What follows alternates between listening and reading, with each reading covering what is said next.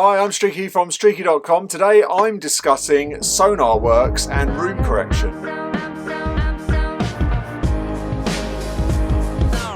So if you're new here, I'm Streaky. I'm a mastering engineer, been mastering for the past 25 years. I master high-end to low-end stuff, everything in between. I also come onto YouTube, chat about what I know about mastering, what I know about mixing, audio in general. I'm really into sound, really into hi-fi gear. So yeah, a bit of an audio anorak all round really. So today I'm discussing something that crosses over with the hi-fi world as well as the studio world, which is Sonarworks. Seems to be quite a hot topic, so I thought I'd touch on it. I have done a previous video on it, just kind of giving a rough outline. But let me just tell you, as things start developing with Sonarworks, that what my thoughts are, how I use it, if I've used it, when I use it. There's a lot of mix engineers I know have started using it when they're kind of on the road, just to get some sort of throw some speakers up and get going. If you don't know what Sonarworks is, it basically is measuring your room with a microphone like this. This is just a standard Behringer mic, room correction mic. They're about £25.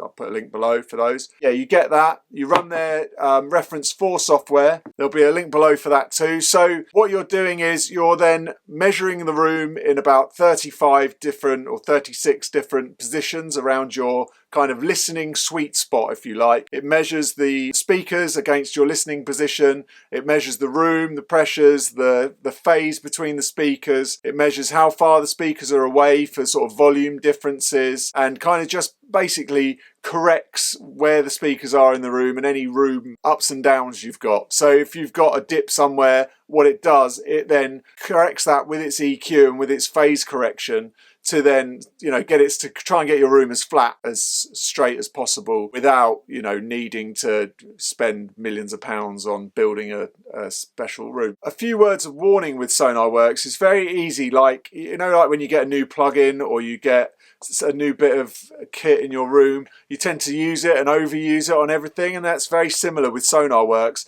You can put it onto 100 on the mix and then put it onto linear phase, and once you see all these parameters and get it sort of really maxing out your room so that you think it's great and it's really working well. But a few things that I've kind of, when I've played with it and works out, I've always got different speakers in here. I tend to listen to the speakers without Sonarworks because I just want a blank sheet. My room's treated, as you can see, so I can hear what's going on. What you need to do really is you still need to have the basics of your room done. So you need your reflection points covered above, at the back, at the front, so that it's all, all your reflections are gone. And so then what you're doing is you're kind of just cleaning up the rough edges, if you like. You don't really want Sonarworks to be adding, say, 12 dB. If you've got a big bass cavity and you've got 12 dB being added, to me, it's just overcompensating too much. You start hearing the EQ of Sonarworks. Is that what you want? I mean, personally, for me, I don't use it on these big focals because I like the way they sound. They've got a really nice sound to them. They're pretty flat. Nothing's ever flat, but they are pretty good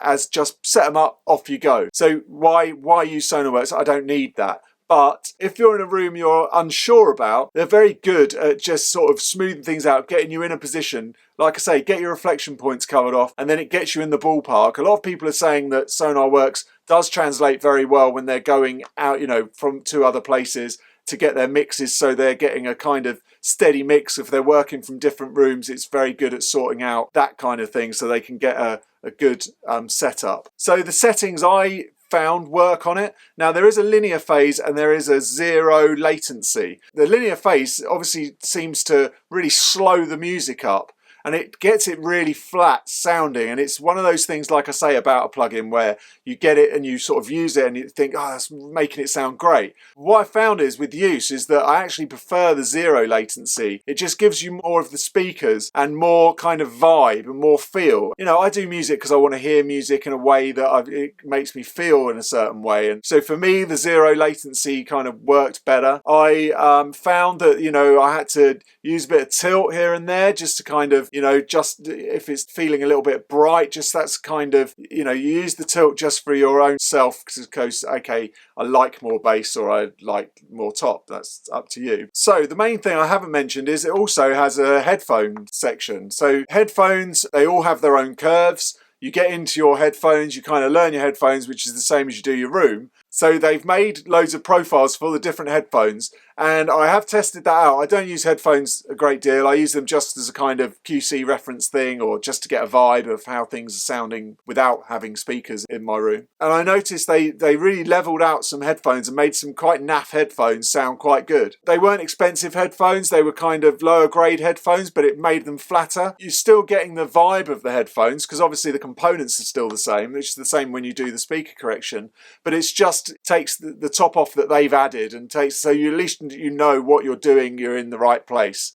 So definitely check the headphone side of it out. That's super handy. So if you haven't tried Sonarworks yet, it's definitely worth looking at. There is a link below. It's a free demo, so try that out, 14 days free, and then let me know what you think. Come back to the comments and see if you're using it, how you're using it, what you're getting from it. Is it working for you? There is a bigger system called Trinov, which I'll be getting in and doing a full review on in the next few weeks. I've used that at Metropolis, wanted to try it here. That's the Rolls Royce of room correction. But yeah, Sonarworks, pretty good. It's only about $300, I think, to buy. I don't know, but yeah, check it out anyway, link below. If you want me to master for you, thanks for getting this far in the video. You can get a link below to get a discount too, so there's plenty of links below.